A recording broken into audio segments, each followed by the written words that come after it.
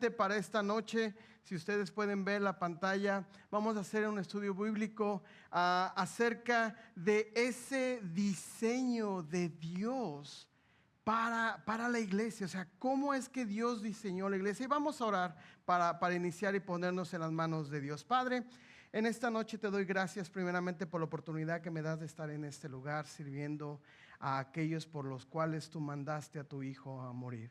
Señor, te pedimos que tu Espíritu Santo guíe esta noche, que lo que vayamos a aprender no solamente sea información teológica, sino que sea, como dice tu palabra, que tu palabra no regresará vacía y que cumplirá su propósito. ¿Y qué propósito es? Que te conozcamos más, para que te podamos glorificar, para que te podamos dar gloria, para que te podamos conocer aún más y poder pasar tu mensaje de buenas noticias hacia los demás. Señor, ayúdanos en esta noche a que lo que aprendamos haga raíz en nuestro corazón, para que no solamente cambie nuestra mente, sino que cambie nuestro corazón. En el nombre poderoso de Jesús oramos, amén y amén. Bueno, la verdad que como les decía, me encanta saber de estar con ustedes y el tema de esta noche, como lo ven en la pantalla, la vida cristiana como Dios la diseñó. Ahora, Dios nos creó para necesitarnos mutuamente. ¿Por qué? Porque llevamos su imagen, porque hemos sido creados a la imagen de Dios. Y así como las tres personas de la Trinidad tienen esa comunión entre sí, nosotros fuimos diseñados para encontrar gozo tanto en Dios como en la relación con otros. Ahora, los cristianos como hijos de Dios tenemos o deberíamos de tener, y es algo que debemos de mantener en nuestra mente, si es que tenemos el deseo natural de adorar a Dios, si tenemos el deseo natural de estudiar su palabra, y si tenemos el deseo natural de proclamar el evangelio. Si esas tres cosas están en tu corazón, es una buena marca de que eres un creyente. Ahora, esas tres marcas forman parte esencial de nuestra identidad en Cristo. ¿Por qué? Porque como creyentes, nuestra meta no debe de buscar hacer estas tres cosas: adorar a Dios, estudiar su palabra y proclamar el evangelio solos, sino que necesitamos hacerla junto a otros creyentes que comparten la misma fe y confesión. Lo que hicimos hace un rato con el pastor Oscar, me decía que íbamos a cantar con una pantalla. No es la pantalla, es el cuerpo de Cristo unido, adorando al Señor a través de la canción. Porque a final de cuentas una canción no es el punto, no, es la adoración que nosotros le damos al Señor. Entonces, cuando nosotros encontramos a otros creyentes, deseamos o deberíamos de desear unirnos a ellos para adorar a Dios juntos y trabajar unidos en la extensión del evangelio. También es nuestro deber como creyentes animar a otros hermanos en la fe y a la vez recibir de ellos corrección, consuelo y ánimo, sabiendo que Dios usa esa comunidad para fortalecernos. Ahora recuerden, la vida cristiana como Dios la diseñó. Pero ¿por qué es importante pertenecer a la iglesia local como un miembro oficial y activo? Bueno, porque nos necesitamos los unos a los otros. Y de esta manera, cada uno de nosotros podemos practicar los mandatos de Dios que encontramos en la palabra de Dios. Y esta noche vamos a tocar 3 puntos que serán los siguientes. El primer punto va a ser amarnos fervientemente. El segundo punto, animarnos constantemente. Y el tercer punto, aceptarnos misericordiosamente. Amarnos fervientemente, animarnos constantemente y aceptarnos misericordiosamente. Ahora, vamos a iniciar con la primera. Amarnos fervientemente. Vamos a la palabra primera de Pedro, capítulo 2, verso 22. Y yo sé que ustedes han estado estudiando el libro de Primera de Pedro, no es algo nuevo para ustedes. Les voy a refrescar la memoria de lo que el apóstol Pedro estaba enseñando. ¿Por qué? Porque en la primera carta de Pedro El tema principal es que enseña que el sufrimiento inmerecido es el escenario donde se evidencia una vida santa con un ejemplo a Cristo. Leamos 1 de Pedro capítulo 1, verso 22. Dice, puesto que en obediencia a la verdad ustedes han purificado sus almas para un amor sincero de hermanos. Ámense unos a otros entrañablemente de corazón puro. Ese es el texto uno de los textos de esta noche. Pero pongamos la base de esta primera parte del estudio. Dice nuevamente, puesto que en obediencia a la verdad ustedes han purificado sus almas para un amor sincero de hermanos. Ámense unos a otros entrañablemente de corazón puro. Amada iglesia, la gracia de Dios nos salvó y nos dio una esperanza viva. Y por ello nos obliga a vivir de una manera nueva todos los días. Pedro nos muestra que la fidelidad cristiana no se define por evitar el dolor en la vida, sino por reflejar el carácter de Cristo en cómo vivimos y en cómo nos tratamos. Y en qué lugar mejor nosotros vamos a participar o ser partícipes de estas acciones: en la iglesia, en la comunidad cristiana. Decía un pastor que escuchaba yo en la mañana acerca del rol de la teología y de la buena doctrina en la iglesia. Decía, si una iglesia tiene buena doctrina, tiene buena teología, pero no se aman, no se demuestran amor, prácticamente están cubriendo la gloria de Dios para los demás. Porque tu teología confesional, lo que tú confiesas, debe de alinearse con tu teología práctica, lo que tú estás haciendo. Y ese es el punto.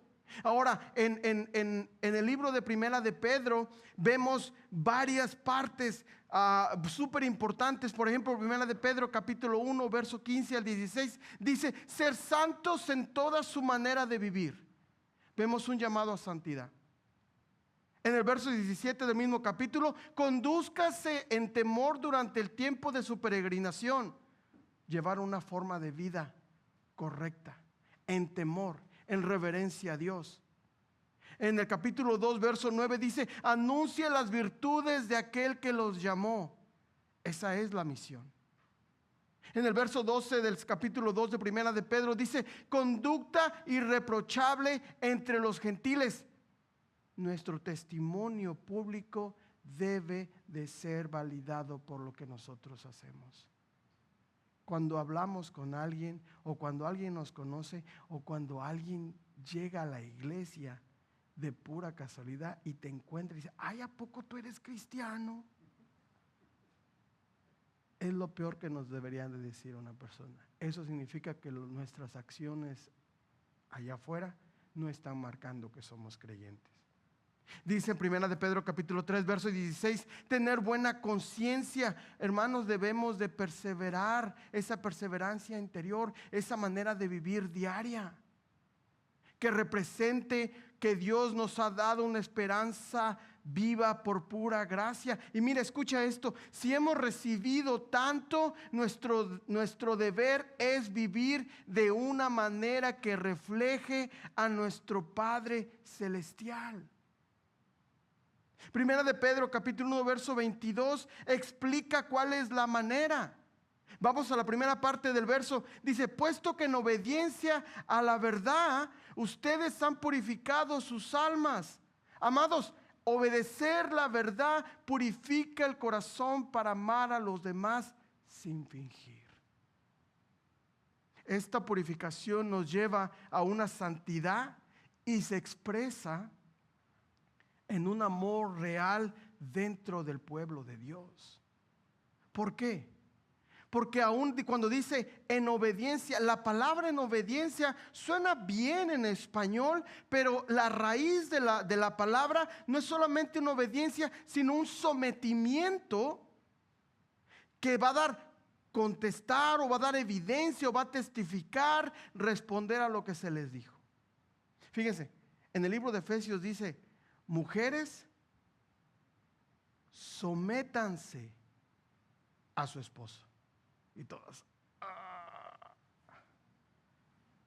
Pero el Señor Jesús se sometió al Padre. Y obviamente no queda ahí el verso, porque dice, esposos, amen a sus esposas de la manera que ¿qué? Que Cristo amó a la iglesia. ¿Y a qué punto Cristo amó a la iglesia? Hasta morir por ella. Luego dice en una parte, hombres, traten a sus esposas como el vaso más frágil. Tan frágil como un vaso o tan frágil como una bomba de tiempo que dices, híjoles, a ver. No, mis amados. Cuando nosotros estamos en el punto de la obediencia, la gracia de Dios no solo nos salva, sino que nos transforma.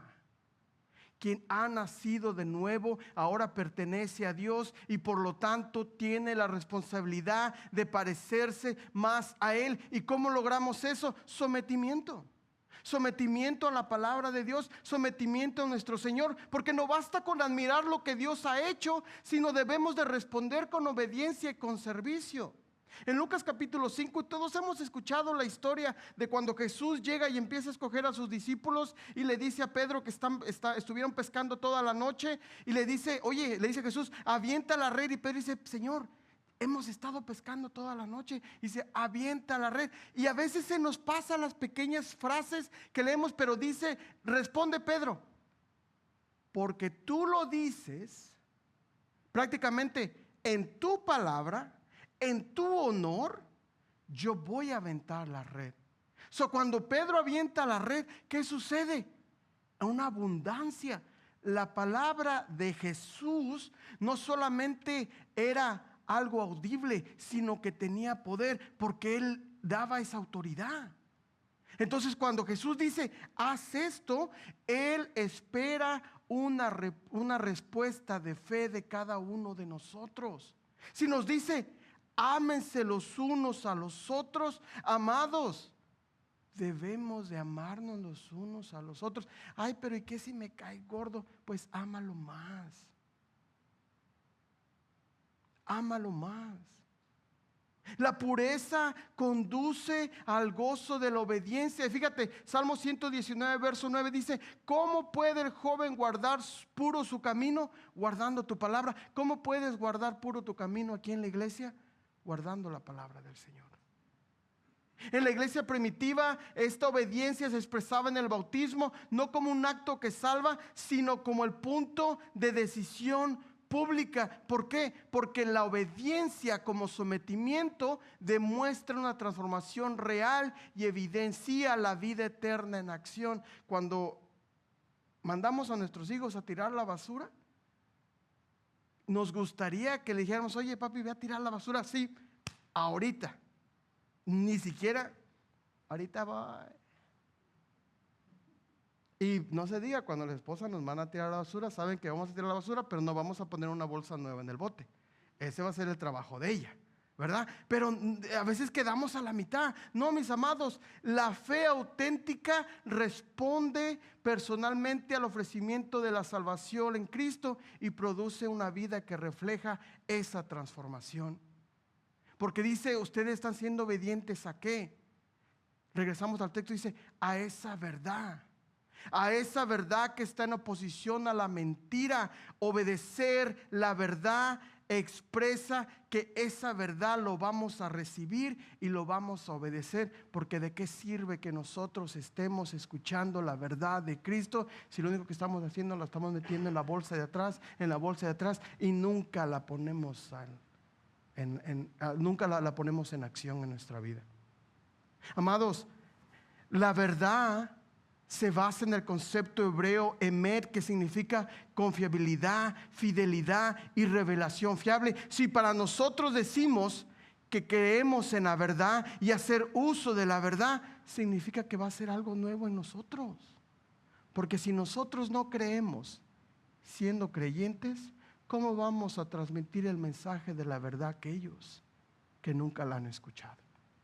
Nosotros, obviamente, nuestro testimonio no salva a la gente, pero nuestro testimonio sí respalda lo que nosotros decimos y hacemos. Ahora, la purificación que produce un amor, dice el mismo texto. ¿Qué tipo de amor? Un amor sincero de hermanos. Dice, para un amor, la palabra que usa es la palabra Filadelfia, no la del queso, sino la palabra Filadelfia, que dice un amor fraternal, una amabilidad fraternal. El amor que nosotros tenemos con la gente, con aquellos que están al lado de nosotros, no solamente lo debemos de tratar, ay, hola hermano, porque no sabemos su nombre. No, debemos de tratarlo como un hermano, como si fuera de nuestra propia sangre, porque compartimos al mismo Padre. Muchas veces dentro del matrimonio se nos olvida, a algunos, por lo menos a mí a veces, que mi esposa no es solamente mi esposa, es mi hermana en Cristo. Yo no puedo pecar en contra de mi hermana en Cristo, porque ¿quién creen que está viendo? Su Padre, que es Dios. Entonces, cuando nosotros estamos viendo que dice deben de hacer un amor sincero, las Biblias en español usan la palabra sincero, pero en el original usa la palabra anhipócritos, que nos lleva de volada a pensar que un amor sin hipocresía, un amor no fingido, un amor sincero, un amor franco, un amor genuino. Prácticamente el verso debería de haber quedado un amor sin hipocresía de hermanos. Y yo sé, ahorita se nos viene a la mente, uy, ojalá hubiera estado ese para que esté escuchando el mensaje. No, el mensaje es para ti y para mí. Porque antes de aventar la piedra para otro lado, debemos de ver qué es lo que estamos haciendo nosotros. Antes de que tú critiques a la familia de al lado, salte afuera de tu casa, abre la puerta y mira para adentro. Si el estándar que tú tienes lo estás cumpliendo, da gracias a Dios antes de que pongas la carga en otra persona. Amados, el amor cristiano hacia otros creyentes debe de ser puro y ferviente, porque nace de un corazón purificado. Dios nos dice en su palabra que nos quitó el corazón de piedra y nos ha dado un corazón de carne. ¿Para qué? Para poder responder. Por eso tú ves a gente que está porque tienen un corazón de piedra, como alguna vez lo tuvimos nosotros.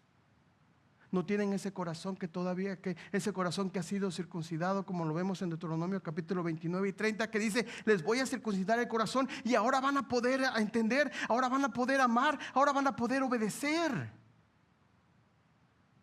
El Nuevo Testamento enseña que los cristianos pueden amar a todos con un amor verdaderamente cristiano. ¿Qué tipo de amor? Sacrificial, concreto y orientado hacia el prójimo.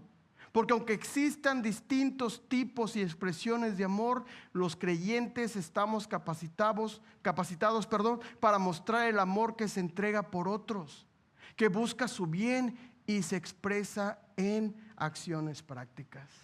Amados, ustedes están en un gran momento de esta iglesia, porque esta iglesia está creciendo. Todavía no tienen la gente de que no me doy abasto. Ámense. Cuídense, déjenos, yo sé que aquí no, pero en otras iglesias que son chismosas, digan otras iglesias que dejen los chismes. ¿Por qué? Porque la transformación espiritual no termina en uno mismo. La transformación espiritual fluye hacia otros en un amor verdadero, y eso va a evidenciar que somos nacidos de nuevo. Dice la última parte del verso: ámense unos a otros entrañablemente, de corazón puro. La palabra ámense, agapao, dice ese amor que es el amor de Cristo hacia nosotros. Y fíjate, Pedro usó dos términos para el amor. El primero fue el amor Filadelfia, amor fraternal, y ahora usa el amor agapao, que es un mandato hacia amar. Y en esta parte vemos que aunque Pedro rechaza un amor superficial entre creyentes y reafirma el mandamiento de Jesús de amarse profundamente, el apóstol le dice a la comunidad: no se conformen con una mera simpatía, con un mero de hola, ¿cómo estás?, con un besito así hipócrita. No, un amor de que ¿cómo estás?, que nos duela cuando el hermano de al lado se está doliendo. Vamos a ser sinceros. ustedes no les duele cuando escuchan si tienen familia en México, no les duele cuando uno de sus hermanos en México está pasando por algo grave? Y dice, quisiera yo ir, pero no puedo. Somos hijos del mismo Padre ahora. ¿Por qué no nos podemos doler del que está aquí en la iglesia? Ay, es que se me cae gordo y canta re feo, está detrás de mí. No, mis amados, el mismo mandamiento que Jesús nos dio en Juan capítulo 13, verso 34, de amarse los unos a los otros, de estar amando. Fíjese, dice Pedro, deben de amarse profundamente y de corazón, enfatizando la seriedad y el alcance del amor cristiano. ¿Por qué? Porque la obediencia o el sometimiento a la verdad del evangelio produce una purificación continua en el creyente que te capacita para amar a la comunidad cristiana. Pues yo sí amo a Dios, pero yo no amo a su iglesia. No se puede. No se puede. No puedes amar a tu mamá y a tu papá y odiar a tu hermano. No se puede. Porque estás yendo en contra de lo que la palabra de Dios dice. Para nosotros como creyentes, el amor visible es la evidencia práctica del nuevo nacimiento y de la vida eterna actuando en nosotros. Recuerden la frase, la teología confesional, lo que confesamos, debe de ir a la par a la teología práctica, lo que practicamos. No importa que sepamos los atributos de Dios y las doctrinas de la impecabilidad de Jesús y la inmutabilidad, pero si no amo al que está al lado mío, ¿de qué me sirve? ¿De qué me sirve? Dado que hemos sido purificados al someternos a la verdad del evangelio, no podemos conformarnos con un amor superficial dentro de la iglesia, mis amados. Dios nos llama a ejercer un amor real, sacrificial, ferviente y sin fingimiento, que surge de un corazón renovado por su palabra y que se expresa con acciones concretas hacia nuestros hermanos. Es por eso que es súper difícil, y pregúntele al pastor Oscar y a la hermana Ana, es súper difícil entrar en una consejería bíblica con una persona que no es creyente, porque no lo puedes poner a que obedezca la palabra de Dios, porque su corazón no ha sido renovado. Lo primero que necesitan es el evangelio y darse cuenta que necesitan a Cristo en su vida. Hermanos, debemos de evaluar nuestro trato hacia la comunidad de fe. ¿Nuestro amor es auténtico o solo simpatía externa? Yo sé que ustedes han visto películas donde hola y hacen y se voltean y no, amado, esa no es la manera de vivir en una comunidad cristiana. Pregúntate, ¿respondemos al evangelio con un sometimiento que transforma nuestra conducta? Porque hay cosas fáciles de entender, lo difícil es practicarlas. Hermanos, se ve en nosotros el amor que restaura, une, elimina tensiones y refleja el carácter de Dios. La exhortación es clara. Dice Pedro, si hemos nacido de la palabra incorruptible, entonces debemos de amar con el mismo amor que Dios nos ha mostrado. En la palabra de Dios vemos la ley, pero también vemos la gracia. Y a veces la ley, solamente usamos la palabra ley como que es lo malo. No, pero aún la Torah, los primeros cinco capítulos del Pentateuco, que es la ley, no solamente es la ley de que no tienes que hacer algo, no, es una enseñanza. Debemos demostrar enseñanza y debemos demostrar gracia. Con nuestros, que me hizo algo, me dijo, pues ve a hablar con él. Sigue Mateo capítulo 18, del 15 en adelante, lo que es, si tu hermano ha pecado en contra tuya, ve y habla con tu hermano. Porque si arregla la situación, le dice, has ganado a un hermano. Amados, un amor que refleja la pureza de un corazón regenerado demuestra públicamente que la vida eterna está obrando en nosotros.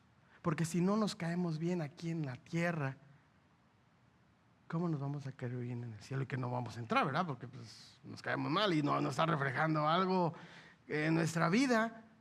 Pero por eso les dije, el primer punto vendría siendo amarnos fervientemente, y nos lleva al segundo punto: animarnos constantemente. Primera de Tesalonicenses capítulo 5 verso 11.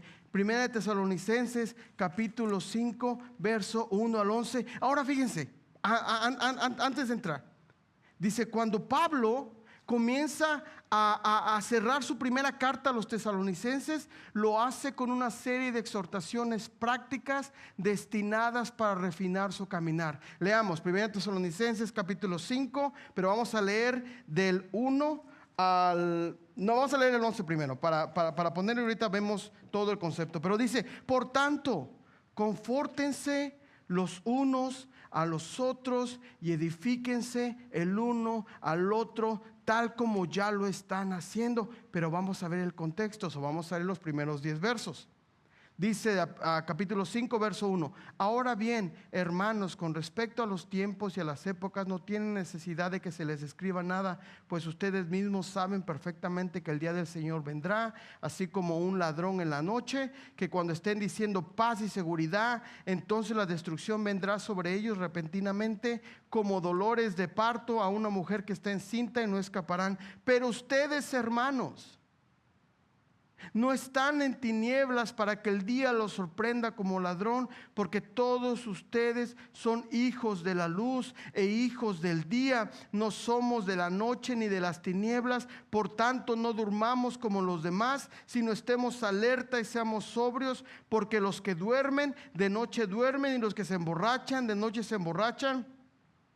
Pero puesto que nosotros somos del día, seamos sobrios, habiéndonos puesto la coraza de la fe y del amor, y por casco la esperanza de la salvación, porque no nos ha destinado Dios para ira, sino para obtener salvación por medio de nuestro Señor Jesucristo, que murió por nosotros, para que ya sea que estemos despiertos o dormidos, vivamos junto con Él. Entonces dice: por tanto, ¿qué?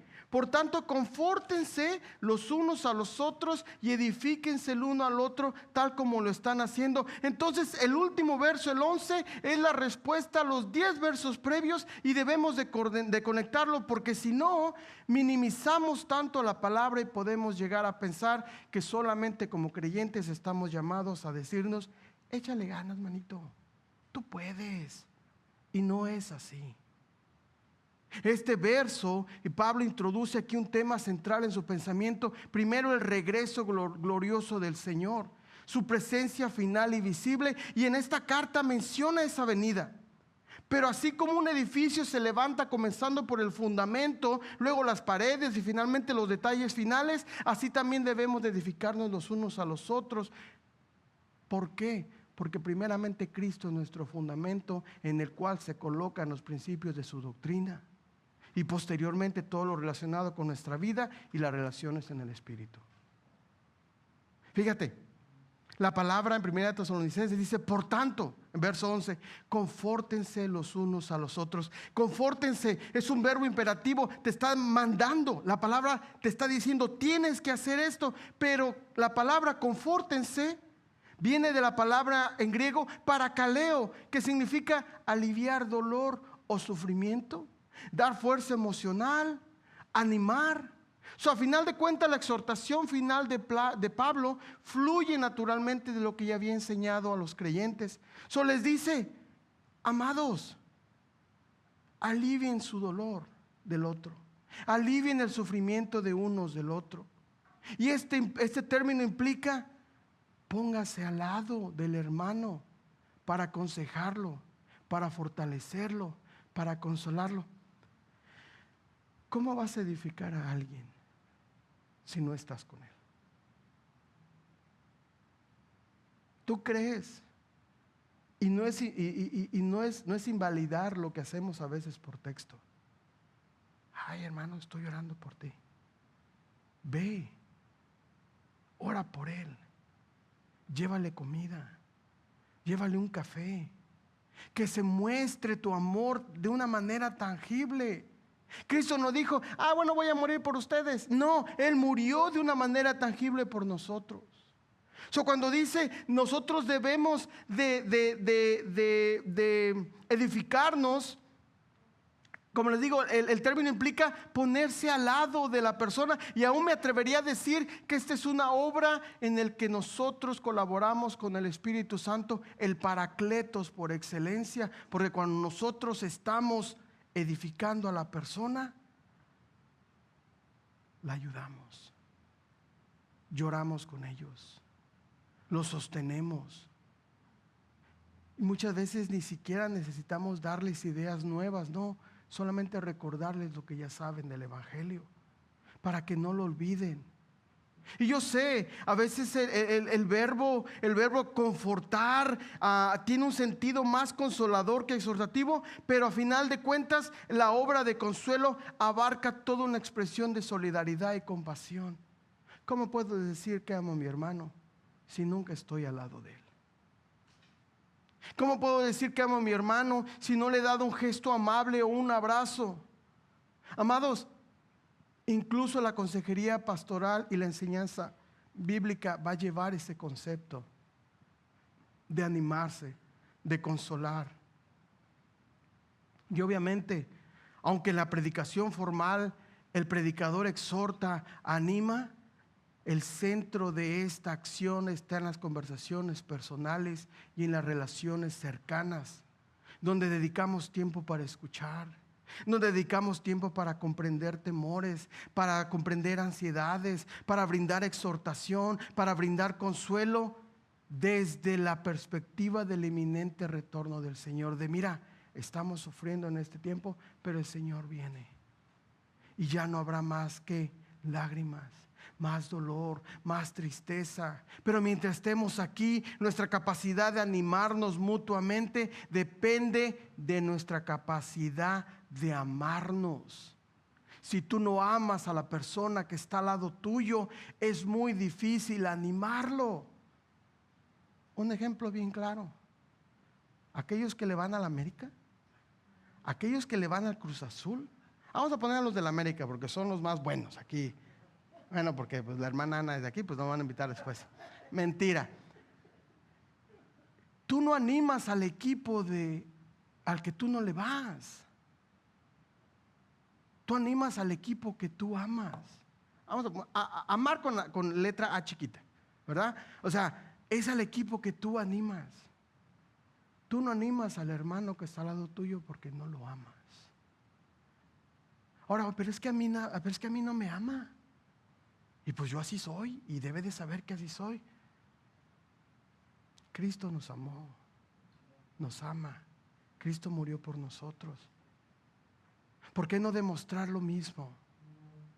Quien ama deja de pensar en sí mismo, se pone al lado del otro y aprende a ver las cosas desde la perspectiva del hermano, compartiendo alegrías y cargas. La compasión, el consuelo, la solidaridad, la exhortación, la edificación e incluso esa reprensión oportuna son expresiones concretas de ese amor fraternal. Pero ¿para qué hacemos todo esto, mis hermanos? Bueno, la segunda parte del verso, del verso 11 dice: edifíquense uno al otro. La palabra nuevamente, un verbo imperativo, edifíquense. La palabra significa hacer más capaz, edificar o fortalecer. Cuando dice edifíquense, dice fortalezcanse unos a otros. Hagan más capaz al que está al lado tuyo. ¿Y qué si él gana? Gloria a Dios. ¿Y qué si los hermanos tienen más gente en su grupo? Gloria a Dios. No es tu rebaño. No es el rebaño del pastor. Él es el que está encargado y, Dios mío, él va a dar cuentas de su trabajo. Pero somos el rebaño de Cristo. Dice el segundo verbo, edificarse. Este verbo edificado se usa en la Escritura tanto para describir la construcción física de un edificio en sentido figurado, pero también para referirse a palabras y acciones que fortalecen espiritualmente a otros y los conducen a una madurez. Y en contraste, hay algo que destruye o hiere, pero Pablo pide a los tesalonicenses practicar una conversación edificante centrada en la esperanza del retorno de Cristo. Fíjate, Efesios capítulo 2, verso 20, se los voy a leer. Dice, edificados sobre el fundamento de los apóstoles. No nos edificamos sobre nuestro propio fundamento, sino en lo que los apóstoles enseñaron, que fue lo que Cristo les enseñó. Dice el capítulo 4, verso 29 de Efesios nuevamente, se lo voy a leer. Dice, ninguna palabra mala, sino solo la que sea buena para edificación según la necesidad.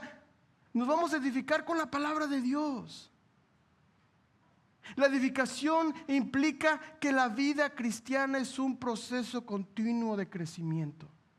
Todos los días estamos creciendo. Ay de aquella persona que cree que ya lo sabe todo, porque la cabeza la tiene así y el corazón está chiquitito. Y ahora, aunque debemos permanecer firmes en el Evangelio, esta firmeza no significa un estancamiento. Debemos de salir, debemos de actuar, porque la fidelidad a la palabra siempre produce avance y madurez. Oye, Juan 17, 17, cuando nuestro Señor Jesús oraba, que es uno de mis versos favoritos, oraba por sus apóstoles, les decía, Padre, santifícalos en tu verdad, porque tu palabra es verdad.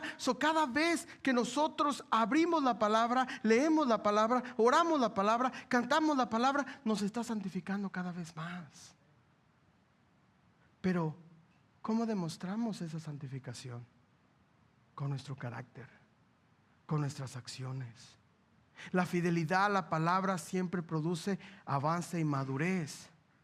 Las dos expresiones que dicen los unos a los otros o el uno al otro refuerzan la idea de reciprocidad. O sea, tú me das, yo te doy.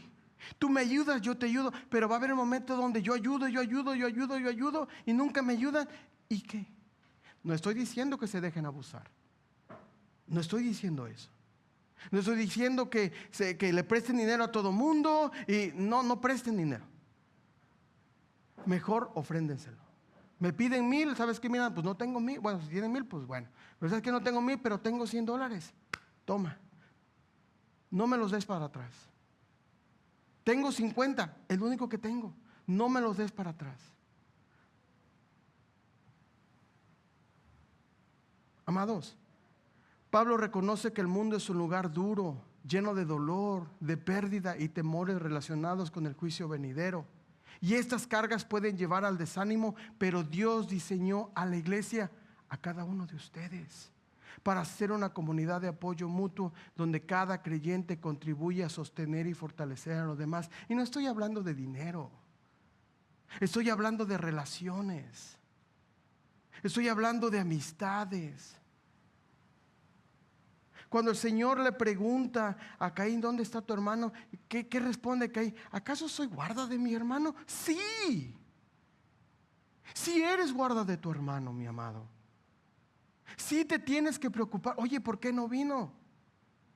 Y nuevamente, esto yo lo he dicho antes, pero a veces cuando una persona no llega a la iglesia, ay, te extrañamos. No es cierto. Ni los extrañas.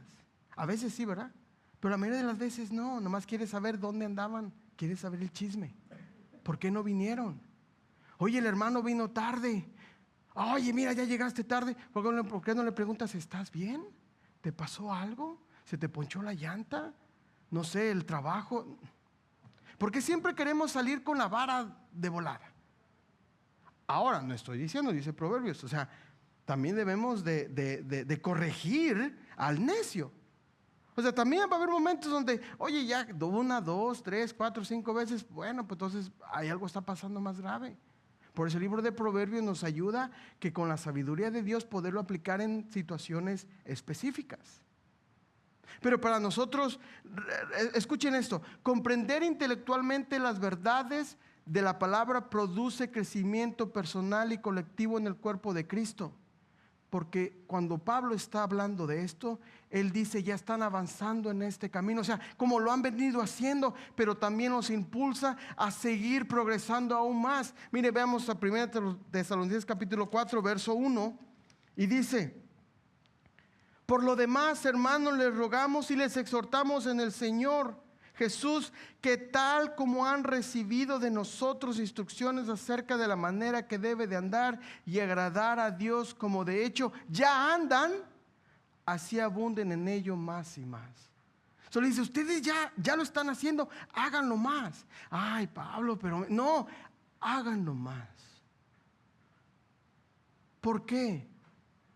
Porque nuestra esperanza firme, porque nuestra salvación procede del Señor Jesucristo, quien murió para pagar por nuestros pecados y rescatar nuestras almas. Por eso debemos unirnos en oración y alabanza y darnos un buen ejemplo mutuamente. Y amados, este es el mejor modo de cumplir el propósito de la comunidad cristiana.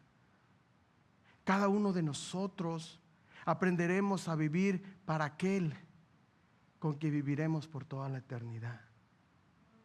Fíjense, al igual que los tesalonicenses, nosotros ya no pertenecemos a la oscuridad. Nosotros sabemos que el Señor volverá en un momento inesperado y por eso estamos llamados a vivir preparados. Y no estoy hablando de que, ¿qué tal si te encuentras dormido? Pues nos encuentras dormidos, nos encuentra fuera de la iglesia, nos encuentra fuera de la iglesia. Si nos encuentra en el trabajo, nos encuentra en el trabajo, porque nuestra salvación no es por obras, es por la obra de Cristo. Ese es el punto. No importa lo que estés haciendo en santidad. No, mira, me encontró en la barra. No, ahí no. Ahí ya está, ahí hay un problema. O sea, no diga, ahí vino a decir, no. Ahí no. Porque ya es un comportamiento que no viene de un creyente. Ese es el punto.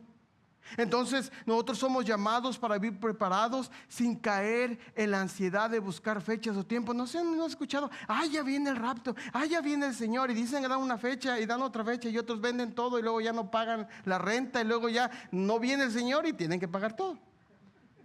No, Pablo concluye enfatizando la importancia del ánimo y la edificación mutua. ¿Por qué? Porque en tiempos de confusión, dolor o incertidumbre, la esperanza que nos une, nos levanta y nos conserva firmes hasta que Él venga. Debemos de amarnos, de edificarnos los unos a los otros. Y vamos al tercer punto ya para terminar. Tercer punto, aceptarnos misericordiosamente. Ahora, en esta situación, Colosenses capítulo 3, verso 13, dice, soportándose unos a otros y perdonándose unos a otros. Si alguien tiene queja contra otro, como Cristo los perdonó, así también háganlo ustedes. Pero vamos a poner la base del contexto. Les voy a robar 5 minutos de lo que ustedes me dan. A lo mejor después ya no me invitan, ¿verdad? Nomás 5 minutitos. Vamos a leer, vamos a poner la base de lo que vamos a hablar en el último punto. Vamos a leer desde el verso 1 para poner esa base. Dice, si ustedes pues han resucitado con Cristo, busquen las cosas de arriba donde está Cristo sentado a la diestra de Dios. Pongan la mira en las cosas de arriba, no en las de la tierra, porque ustedes han muerto y su vida está escondida con Cristo en Dios. Cuando Cristo, nuestra vida, sea manifestado, entonces ustedes también serán manifestados con Él en gloria. Verso 5. Por tanto, considere los miembros de su cuerpo terrenal como muertos a la fornicación, a la impureza, a las pasiones, los malos deseos y la avaricia, que es idolatría, pues la ira de Dios vendrá sobre los hijos de desobediencia por causa de estas cosas, en las cuales ustedes también anduvieron en otro tiempo cuando vivían en ellas. Pero ahora desechen también todo esto: ira, enojo, malicia, insultos, lenguaje ofensivo de su boca. Verso 9, dejen de mentirse los unos a los otros, puestos que han desechado al viejo hombre con sus malos hábitos y se han vestido del nuevo hombre, el cual se va renovando hacia un verdadero conocimiento conforme a la imagen de aquel que lo creó. Verso 11, en esta renovación no hay distinción entre griego y judío, circunciso e incircunciso, bárbaro, escrita, esclavo, libre, sino que Cristo es todo y en todos. Entonces, ustedes, como escogidos de Dios, santos y amados, revístanse de mansedumbre, revístanse de tierna compasión, bondad, humildad, mansedumbre y paciencia. Y aquí es donde viene, da la estocada. Soportándose unos a otros y perdonándose unos a otros. Si alguien tiene queja contra otro, como Cristo los perdonó, así también hágalo ustedes. Amados, Dios nos ha hecho nuevos en Cristo y por eso debemos mostrar el carácter de Cristo. ¿Cuál es el carácter de Cristo? Compasión, bondad, humildad, mansedumbre, paciencia. Pablo dice que si ya dejamos atrás el viejo hombre y nos hemos vestido del nuevo hombre, entonces nuestra vida debe de reflejar esas nuevas ropas espirituales, mis amados. No te puedes vestir del nuevo hombre y cargar los zapatos del viejo hombre, porque los zapatos del viejo hombre te van a llevar a la perdición. Estás con una pata dentro de la vida y una pata fuera de la muerte. No se puede vivir así. Pablo nos llama a vestirnos de virtudes que hacen posible la armonía en la iglesia. Por eso el tema de esta noche es lo que estamos haciendo en la iglesia acá adentro. Yo sé, Mateo capítulo 28, en la Gran Comisión, somos llamados a ir a evangelizar. Yo estoy, una iglesia que no haga eso, no está cumpliendo la orden del Señor. Pero no podemos ser candiles en la calle y ser oscuridad en la casa. ¿En serio quieres traer gente a un lugar donde el lugar está todo revuelto? No, trabajemos aquí. Primero dice la palabra del Señor, primero los de la casa. ¿Dónde viene primero el juicio? En la casa.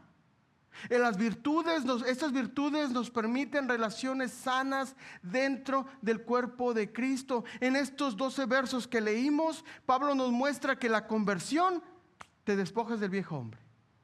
El bautismo te vistes del nuevo hombre. Nueva identidad, debes de vivir coherentemente con lo que ahora eres.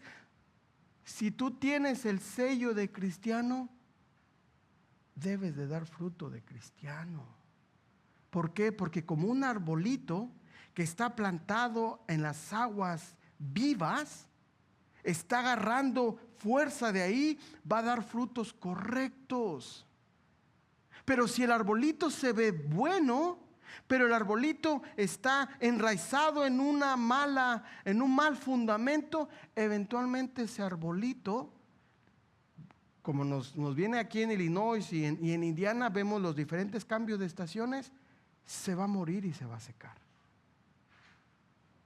Amados, antes vivíamos según el mundo y era normal que brotara el pecado.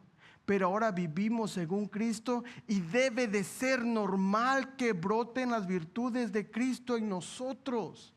Las virtudes que menciona Pablo están orientadas especialmente a la vida en la iglesia, porque el contexto inmediato, lo vimos en el verso 3:11, no hay distinciones. Ya no hay judíos, ya no hay griegos, ya no hay bárbaros. Habla de relaciones dentro de la iglesia, barreras que deben de desaparecer y conductas que deben cultivarse. Ay, pero es que él es de Michoacán. Ay, pero es que él es de Oaxaca. Ay, pero es que él es de Venezuela. Ay, pero... ¿Y qué? Somos de Cristo. Somos de Cristo. La tierna compasión, dice literalmente la palabra entrañas de compasión, ese afecto profundo que nos hace sentir lo que siente el otro. ¿Cómo vamos a sentir lo que siente al otro? Bueno, implica convivencia, cercanía y no se puede practicar a distancia. La bondad es la compasión actuando, ver necesidad y responder. Es una bondad amable, una bondad afectuosa que busca el bien del otro como si fuera propio. Luego vemos otra parte donde dice la humildad desplaza el ego del centro, es pensar menos en uno mismo, no menos de uno mismo, sino menos en uno mismo, porque es imposible crecer en compasión o bondad sin humildad. Ay, es que yo soy bien humilde. Si dice que es bien humilde, no es humilde. Así de sencillo. Pero que nosotros tenemos el modelo supremo de humildad. Filipenses capítulo 2, versos 5 al 8 dice: se humilló él mismo, haciéndose obediente hasta la muerte y muerte de cruz. Amados, aún la palabra mansedumbre que vimos no es debilidad ni pasividad, es una fuerza controlada, es la determinación de responder con bien, no con mal, de ser firme sin ser violento, de no defenderse obsesivamente. Ay, pues es que, pues así soy yo. ellos deben de aceptarme porque así Dios me hizo. No. ¿Qué le dijo nuestro Señor Jesús a Nicodemo? Debes de nacer de nuevo. Nosotros somos nacidos de nuevos. Entonces esa paciencia que vemos se relaciona con soportar. ¿Qué? Con soportar personas, no solo circunstancias. Es la capacidad de amar sin una retaliación, incluso cuando otros nos hieren, nos irritan o nos fallan. Pablo no solo describe cómo debe de comportarse un cristiano, describe lo que Cristo produce en quienes se han vestido del nuevo hombre. Describen el fruto del Espíritu operando en la comunidad. Describe la cultura del reino que debe de manifestarse en la iglesia. Mis amados, sin estas virtudes no hay armonía, no hay verdadero cuerpo, no hay testimonio creíble. Por eso Pablo afirma que si una iglesia no manifiesta estas características, revela más cizaña que trigo, sin importar cuán correcta sea su doctrina. Porque en el campo del Señor, ¿qué nace? Cizaña y trigo juntito. La iglesia debe de ser un lugar donde se respire paz, respeto y amor en medio de un mundo tenso y conflictivo. Y estas virtudes, amados, son esenciales para que esa realidad sea posible. Ya vimos lo que Pablo estaba diciendo del cómo estos creyentes se deberían de comportar. Dice verso 12, entonces ustedes, como escogidos de Dios, santos y amados, revístanse de tierna compasión, bondad, humildad, mansedumbre y paciencia. La iglesia refleja a Cristo cuando en un mundo tenso y dividido practica la paz, practica el respeto y el amor mediante el soporte mutuo y el perdón. Soportarnos, perdonarnos como Cristo nos perdonó. Esa es la expresión concreta de vestirnos cada día de compasión, bondad y humildad. Ahora, ¿cómo vemos todo eso? El verso 13, ya para terminar, dice soportándose unos a otros, perdonándose unos a otros. Y si alguien tiene queja contra otro, como Cristo los perdonó, así también háganlo ustedes.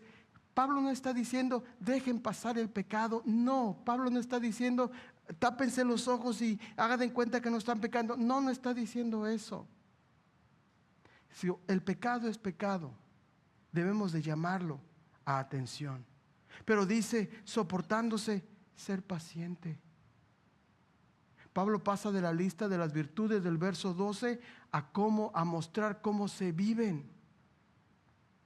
Cuando dice en el verso 12 los unos a los otros, Pablo es realista, reconoce que en la iglesia habrá roces, tensiones, malentendidos. ¿Por qué? Yo, por lo menos, porque soy pecador e imperfecto. O sea, Vida Abundante Cícero no es una iglesia perfecta porque yo estoy ahí. Este hombre imperfecto está ahí. Por eso no es una iglesia perfecta. La iglesia no es un grupo de perfectos, sino un hospital espiritual donde todos necesitamos ayuda y todos nos ayudamos a otros mientras el médico divino nos sana. Pablo amplía el concepto de paciencia. El creyente que verdaderamente es paciente no solo soporta circunstancias difíciles, sino que tolera con disposición a aquellos cuyas fallas y rasgos molestos le resultan irritantes. Ay, es que ese hermano cada que canta me saca de ese tercer cielo que estoy adorando al Señor. Créeme, tampoco cantas tan bonito, pero para el Señor sí. Para el Señor todos cantamos re bonito. Entonces el mandato no es opcional ni para uno ni para unos pocos. Todos debemos soportarnos mutuamente. ¿Y por qué es importante remarcar el unos a otros? Porque nos lleva a probar si es que en verdad nos soportamos. Porque enseguida de que nos soportamos dice perdónense. ¿Quieres saber si soportas a alguien? Cuando te hace algo, ¿lo perdonas? Ay, pues me tiene que pedir perdón. ¿Y si no te pide perdón? Perdónalo y suéltalo. Nuevamente, no estoy hablando de que dejen pasar el pecado rampante en la iglesia. No estoy hablando de eso, hermanos. Yo sé que ustedes son creyentes y son maduros en la fe. Pero la palabra nos llama a perdonar de una manera con gracia.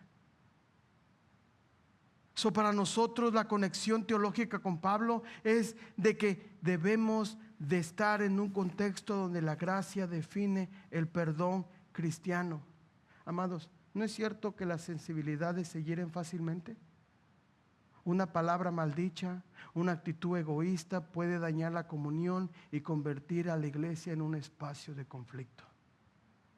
Ay, es que no me dejaron dar esa clase. Ay, es que no me dejaron hacer esto. Ay, es que no me saludó la hermana. Ay, amados, seamos realistas. Tenemos la tendencia a agrandar las ofensas que recibimos y minimizar las que cometemos. Porque nosotros somos bien perfectos. Nosotros sí no hacemos nada. Amados, la frase unos a otros implica que todos ofendemos y todos somos ofendidos. Pablo quiere que mantengamos la preeminencia de Cristo también en nuestras relaciones entre nosotros. El modelo para perdonar es Cristo mismo. El Señor, el dueño de todo y soberano de esta iglesia, nos llama a perdonarnos porque Él nos perdonó también. Y nosotros estamos obligados a perdonar a otros. Para cerrar, Pablo enseña que al haber sido revestidos del nuevo hombre, estamos siendo renovados a la imagen de nuestro Creador. Esa nueva identidad no cuenta las barreras culturales, sociales o religiosas. Cristo lo es todo y está en todos. Mis amados, ponte el nuevo hombre, ponte misericordia, ponte bondad, humildad, mansedumbre, paciencia y amor. En resumen, ponte a Cristo, vístete de Cristo. Pero ¿por qué todo lo que hemos hablado esta noche es importante? Porque Cristo mismo ama a su iglesia y Él es el ejemplo a seguir. Y yo sé, nos pueden venir muchas situaciones a nuestra mente que estamos pasando, pero este es un buen momento de meditar y buscar arreglar las situaciones. Cristo amó a la iglesia y se entregó a sí mismo por ella. Efesios 5:25, Cristo amó a la iglesia incondicionalmente. Jesús no ama solo cuando somos buenos, cuando somos constantes o cuando somos ejemplares.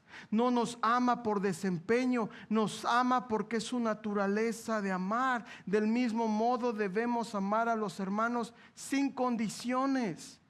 No solo cuando son fáciles de tratar. Ay, es que ese me cae re bien y ese lo amo mucho. No solo también cuando piensan como nosotros. Ay, es que se le va a la América, no le amo. No solo cuando nos cae bien. Es que ese sí me cae bien y se me hace, es bien fácil amarlo.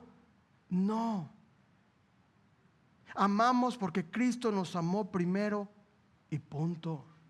Cuando una iglesia ama así, sacrificial e incondicionalmente, la unidad fluye, el perdón se vuelve natural y la comunidad respira el evangelio. Y ese es el tipo de amor que mantiene unido al cuerpo de Cristo. Cuando dejamos de lado toda división, caminamos con un mismo sentir, promovemos la unidad con humildad y gentileza, considerando a cada hermano como más importante que nosotros mismos. Ese amor carga, soporta y se entrega, porque ese amor refleja al Señor que nos amó hasta la muerte. Pónganse de pie, vamos a orar, por favor.